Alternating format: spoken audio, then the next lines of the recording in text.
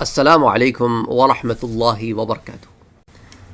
اگر آپ پہلی دفعہ اس چینل پر آئے ہیں تو اس چینل کو سبسکرائب کرنا نہ بھولیں، نوٹیفیکیشن بیل آئیکن پر کلک کرنا نہ بھولیں تاکہ آپ کو ریگولر نوٹیفیکیشن اپڈیٹس مل سکیں۔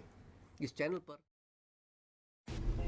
ایک بڑا انٹرسٹنگ سوال آیا، اس کو لے لیتے ہیں کہ عقل انسان کے اندر ہے جس کی بنا پر وہ ڈیسیژن میکنگ کرتا ہے، اور انسان کے اندر روح بھی ہے، تو کیا روح کی بھی عقل ہوتی ہے؟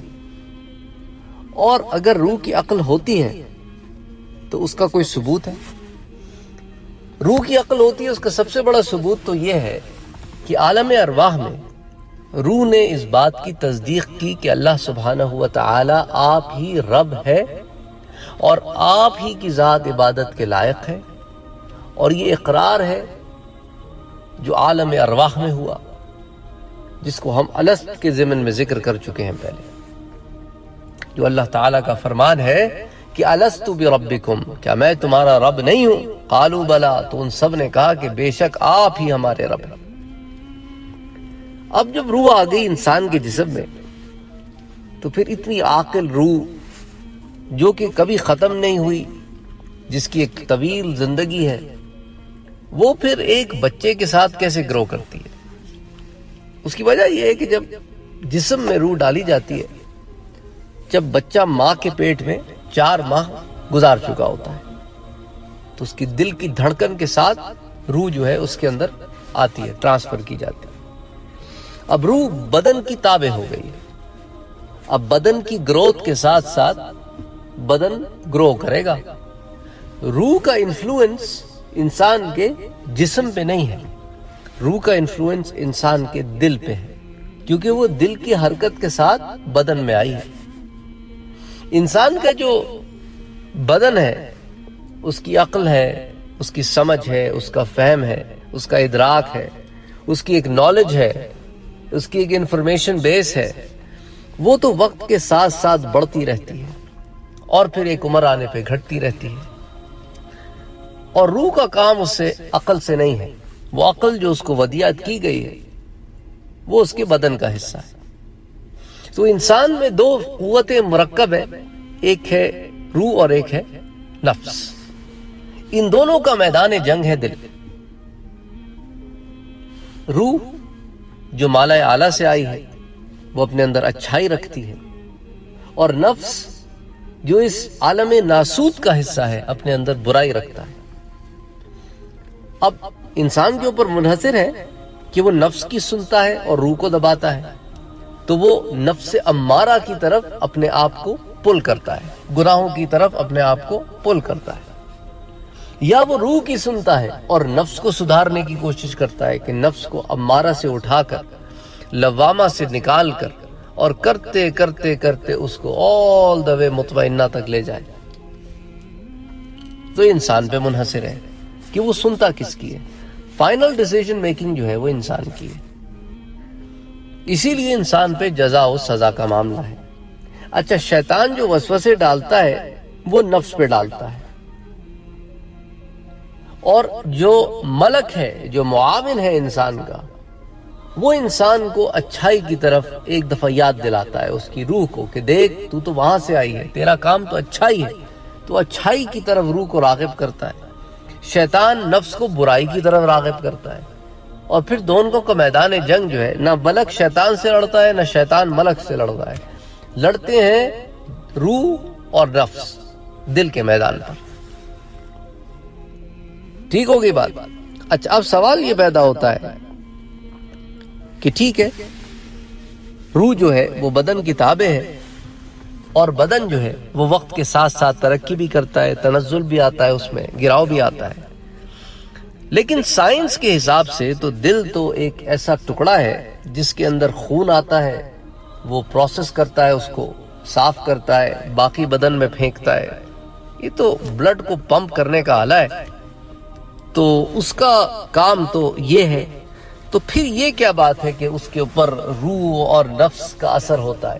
اب دیکھیں نا، سائنس کی ایک فیلڈ ہے، سائنس ایک فیلڈ ہے، ہر فیلڈ کی ایک لیمیٹیشنز ہوتی ہیں۔ سائنس کا تعلق ہے میٹر سے، میٹر نظر آتا ہے. حواس خمسہ جو 5 سینسز ہیں اس کے تھرو آپ جس چیز کو سینس کر سکتے ہیں وہ سائنس کا سبجیکٹ ہوگا. تو سائنس جو ہے وہ تجربات پر اور مشاہدات پر اور میٹر کے اوپر بیس کرتا ہے.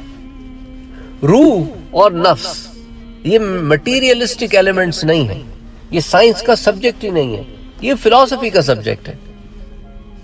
تو سائنس جو ہے اس پر بات ہی نہیں کرتا، نہ روح پر بات کرے گا، نہ نفس پہ بات کرے گا، نہ ایمان پہ بات کرے گا، کیونکہ یہ سائنس کا سبجیکٹ ہی نہیں ہے. کیونکہ ان میں سے کسی بھی چیز کو آپ نہ محسوس کر سکتے ہیں تھرو یور 5 سینسز، نہ آپ اس کے ساتھ کوئی تجربات کر سکتے ہیں.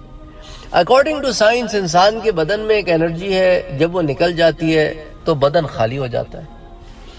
بس وہ تو ہر چیز کو انرجی مانتا ہے، انرجی سے آگے وہ سوچ نہیں سکتا. اور according to science energy change forms and energy never dies. انرجی کبھی ختم نہیں ہوتی، توانائی کبھی ختم نہیں ہوتی، صرف اپنی فارمز کو چینج کرتی رہتی ہے. یہ سائنس کا فلسفہ ہے. تو سائنس کا یہ میدان ہی نہیں ہے.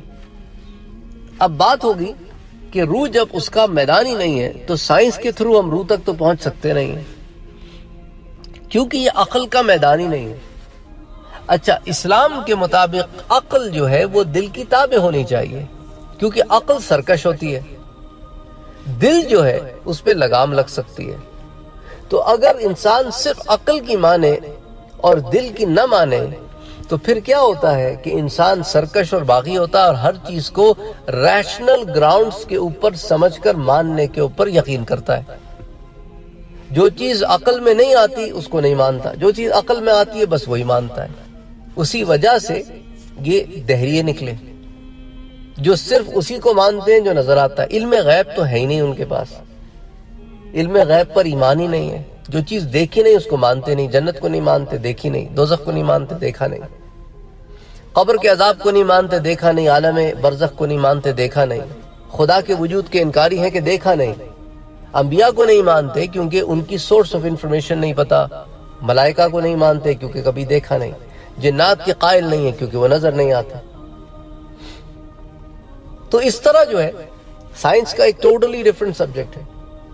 اچھا، ایمان جو ہے وہ دل میں آتا ہے.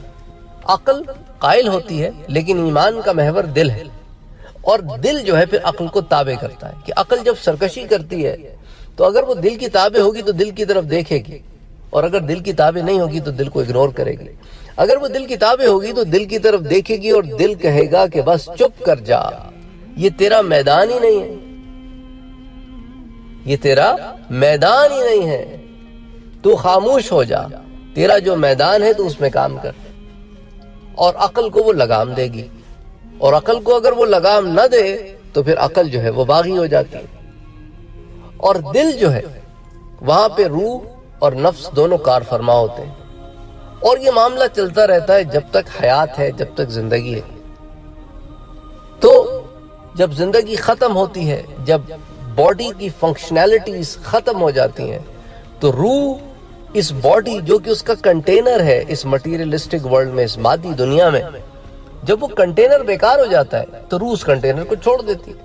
اور اس چھوڑنے کا ایک پروسیس ہے جس کو موت کا پروسیس کہتے ہیں، کہ ملک الموت کے ذریعے اس پروسیس کو بریک کیا جاتا ہے کہ اب روح نے اس بدن میں نہیں رہنا.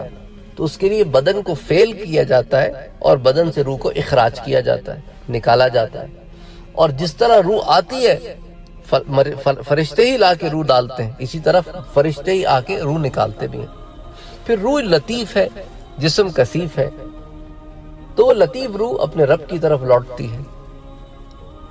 اب اس روح کے ساتھ جو ہوتا ہے اس کو ہم پہلے ڈسکس کر چکے ہیں کہ کیا معاملہ ہے.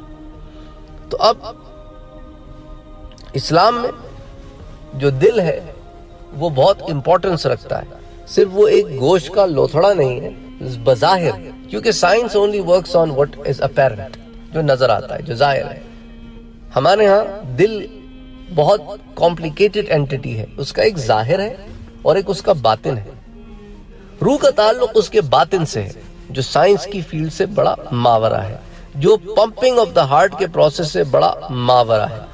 یہ وہ جگہ ہے جہاں احساسات جنم لیتے ہیں، خیالات جنم لیتے ہیں. وسوسے جنم لیتے ہیں، خطرات جنم لیتے ہیں، ارادے جنم لیتے ہیں. دیکھیں نا، جب دل مضبوط ہو کیا مطلب ہوتا ہے؟ بھئی عقل تو فیصلہ کرتی ہے، لیکن دل میں اگر جگرا نہ ہو تو عقل جو ہے وہ فیصلہ نہیں کر پاتی صحیح، متذبذب رہتی ہے، ادھر ادھر ڈولتی رہتی ہے. دل مضبوط ہو تو وہ عقل کو ہمت بندھاتا ہے، کہتا ہے فکر نہ کر گزریں گے ہم، پھر عقل کو تابع کرتا ہے. تو ان دونوں کی ہم آہنگی اگر ہو تو انسان کے وجود میں سکون رہتا ہے. اور جہاں دل اور عقل الگ الگ ڈائریکشن میں پل ہوں وہاں سٹریس کریٹ ہو جاتی ہے، جس کو آپ تناؤ کہتے ہیں اردو میں. اور اس سٹریس کی وجہ سے انسان پھر مختلف بیماریوں کا شکار ہوتا ہے، کیونکہ آپ کا پورا بدن جو ہے وہ بٹ جاتا ہے، کچھ دل کی مانتا ہے، کچھ دماغ کی مانتا ہے، تو سٹریس فیکٹر ہو جاتا ہے. پھر اس کو دبانے کے لیے آپ ادویات لیتے ہیں، دوائیاں لیتے ہیں، جس سے آپ کا نروس سسٹم جو ہے کام ڈاؤن ہوتا ہے. آپ اپنے احساس کو ختم کرتے ہیں اپنے ان پین کلرز کے ذریعے، ان پین کلرز کے ذریعے. بہرحال یہ ایک بڑا کمپلیکیٹڈ پروسیس ہے، اس کو چند الفاظ میں بیان کرنا مشکل ہے، تو اس کو آپ بس یہیں تک رکھیں، کیونکہ بات ایسی اگر ہوتی رہے گی تو شاید اس پر گھنٹوں بات ہوتی رہے گی. اللہ تعالی ہم سب کو اپنی حفظ و امان میں رکھے، ہمارے خیالات کو دین اسلام کے تابع رکھے، اور ہمیں سرکشی سے بچائے، گناہوں سے بچائے، گھمنڈ سے بچائے، اور ہمیں شیطان کی اتباع سے بچائے، شیطان کی جالوں سے بچائے، اس کے پھندوں سے بچائے.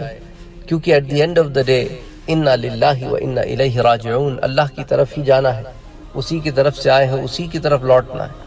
تو کیوں نہ اس کی طرف اس حال میں لوٹیں کہ وہ راضی ہو، کیوں نہ اس کی طرف اس حال میں لوٹیں کہ اللہ تعالیٰ اپنے بندوں سے خوش ہو اور پھر اپنی رحمت سے ان کو جنتوں میں داخل کرے.